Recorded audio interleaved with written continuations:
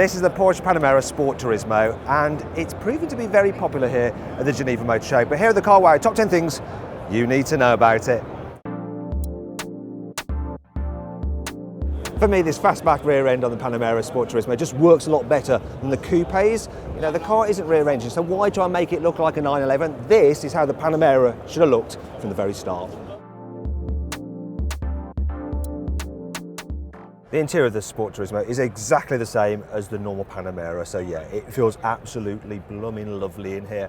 And of course they got rid of all the buttons from the old car, so it's all kind of touch sensitive haptic feedback buttons, and then you've got this big touchscreen here, which is probably a little bit confusing to use, especially in a car that goes this fast. So one of the key things about the Panamera Sport Turbo is that you actually have a 3-seater here in the back. So this is an occasional seat here, and if this chap wouldn't mind just moving over just a little bit, you don't need to get out. You can see that I can kind of sit here in the middle. And oh my God, look at this. I've actually got enough headroom. That is a bit of a surprise. You can't do that in the normal Panamera. As with the normal Panamera, you've got an active spoiler. Obviously though, it's mounted up here on the roof and it moves up and down depending on how fast you're going. And apparently, in its most upright position, it can create up to 50 kilograms of downforce.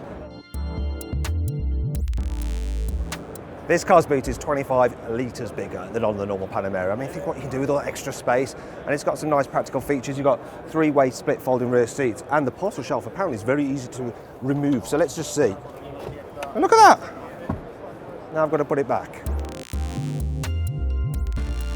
One of the benefits of this car's new, more boxy shape is, of course, increased headroom in the back.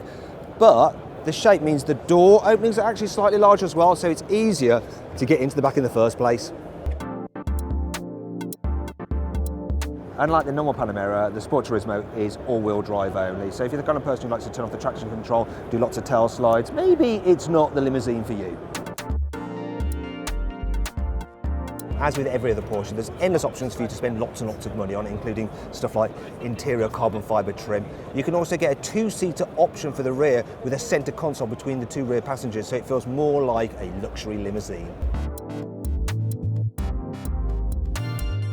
The engine range is pretty much the same as the normal Panamera. So there's 5 in total. You've got diesel, you've got petrol, and you've got hybrid.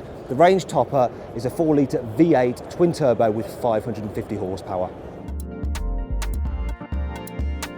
The Porsche Panamera Sport Turismo goes on sale in October, priced from £73,000 for the V6 petrol. It'll cost you 97 grand for this 4S diesel, which has a 4-litre V8.